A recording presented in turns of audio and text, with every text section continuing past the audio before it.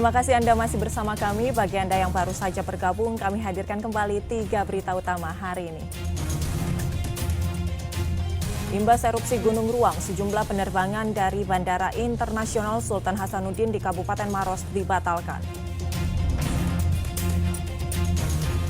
Peredaran 30 kg narkoba jenis sabu-sabu senilai 36 miliar rupiah yang masuk melalui Pelabuhan Awerange, Kabupaten Baru digagalkan Polres Baru. Ada-ada saja kelakuan bocah 4 tahun di Kota Makassar.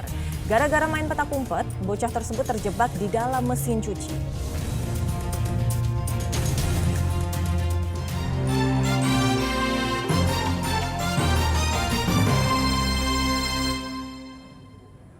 Ada-ada saja kelakuan bocah 4 tahun di Kota Makassar. Gara-gara main petak umpet, bocah tersebut terjebak di dalam mesin cuci. Membutuhkan 8 petugas pemadam kebakaran untuk mengevakuasinya.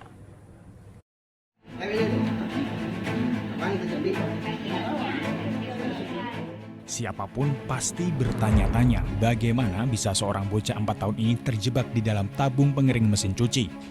Tapi sebelumnya, petugas damkar harus berjibaku dulu menyelamatkan bocah yang tinggal di Jalan Panampu, Kecamatan Talo, Kota Makassar. Dengan penuh hati-hati, petugas berupaya mengeluarkan bocah perempuan ini dari mesin cuci, sampai akhirnya proses evakuasi membuahkan hasil.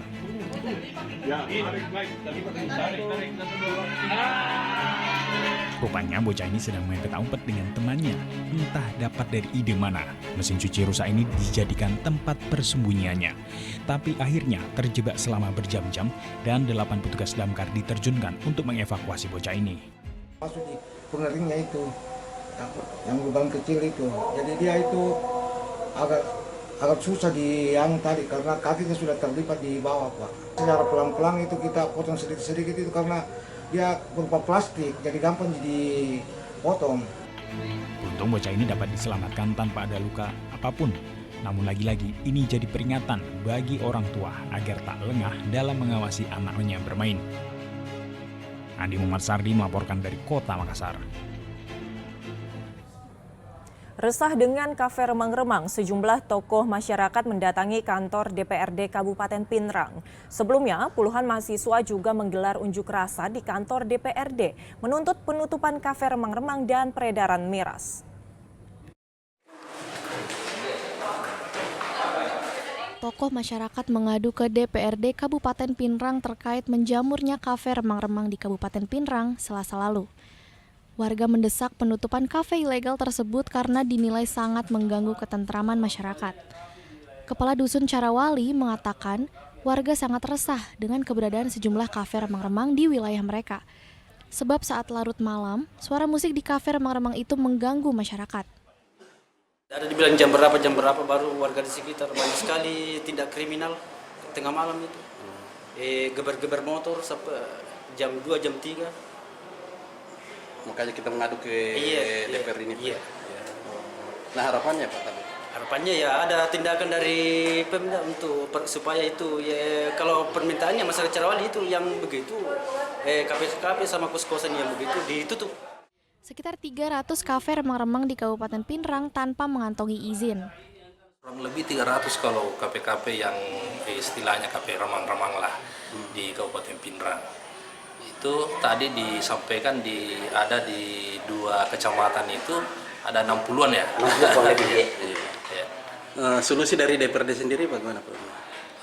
Kami tadi melakukan RPP di mana kami merekomendasikan untuk semua kafe yang ada di Carawali itu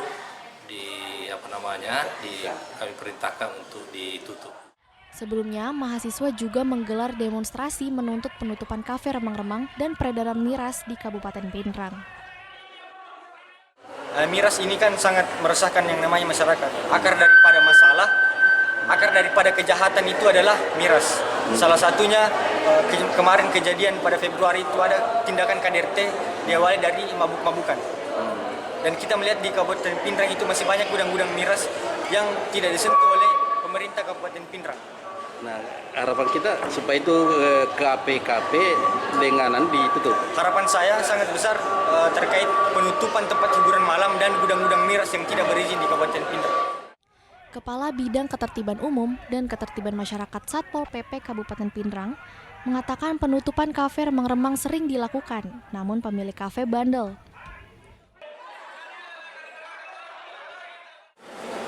Melakukan karena pernah kami juga melakukan penyegelan Pak. Tapi itu dasar masyarakatnya yang ini bandel. Kami operasi hari ini, kami segel hari ini, tunggu beberapa hari kemudian dibuka lagi. Jadi haruskah kerjasama semua elemen masyarakat. Jadi langkah tegas dari Satpol sendiri bagaimana Pak? Insyaallah kami akan berkoordinasi nanti dengan ini dengan kepolisian khususnya Kasat Reskrim terkait penanganan tindak lanjut. Ratusan kafe remang-remang itu juga diduga memperdagangkan minuman keras. Suwardi Gatang melaporkan dari Kabupaten Pindrang.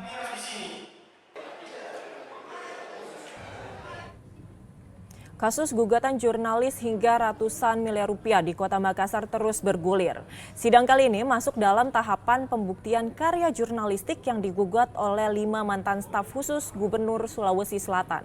Perwakilan Dewan Pers pun didatangkan untuk memberikan keterangan dan pendapat pada perkara gugatan kepada 2 jurnalis. Kian memanas, kasus gugatan jurnalis masih berjalan. Selasa lalu dilaksanakan agenda sidang, yakni kuasa hukum tergugat mendatangkan ahli hukum pers dari Dewan Pers untuk memberikan keterangan dan pendapat terkait produk jurnalistik yang digugat perdata di Pengadilan Negeri Kelas 1 Kota Makassar. Dewan Pers menugaskan saksi ahli, Herlambang Perdana Wiratraman, dalam sidang lanjutan yang dipimpin Ketua Hakim Rusdianto Loleh. Sidang kali ini pembuktian dalam sengketa pers dengan nilai gugatan total 700 miliar rupiah. Penggugat ialah 5 mantan staf khusus gubernur periode 2022 hingga 2023 terhadap 2 jurnalis daring. Saksi fakta dari penggugat batal hadir. Sidang lalu dimajukan untuk tergugat. Kehadiran saksi ahli dari Dewan Pers juga untuk menerangkan terkait penyelesaian sengketa pers melalui beberapa mekanisme di lembaga Dewan Pers. Hal itu pun telah diatur dalam Undang-Undang Nomor 40 Tahun 1999 tentang pers. Artinya kalau mau dibawa pengadilan ya silakan saja, tapi itu mengganggu bagi pers ya, karena pers malah menjadi ngurusi pengadilan kan, dan itu tidak baik sebenarnya.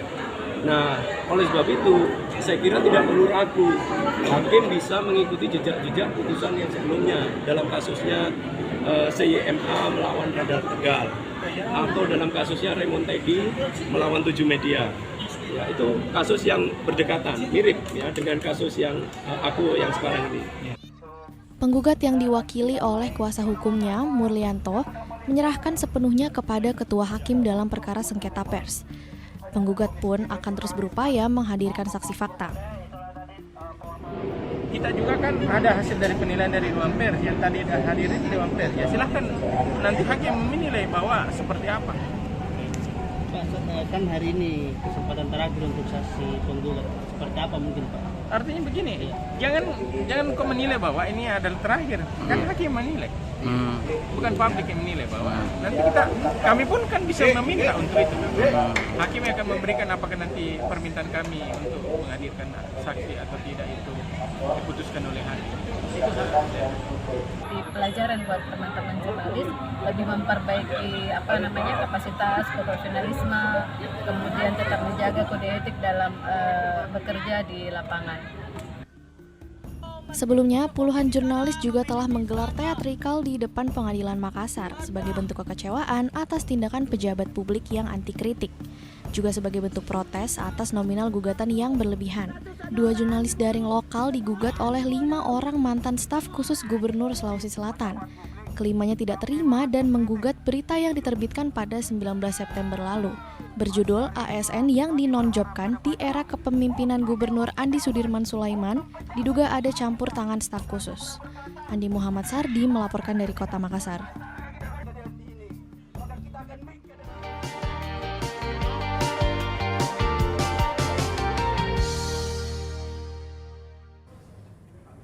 Informasi tadi mengakhiri jumpa kita. Atas nama rekan yang bertugas, saya Agisa Febila mengucapkan terima kasih atas kebersamaan Anda. Selamat beraktivitas dan sampai jumpa.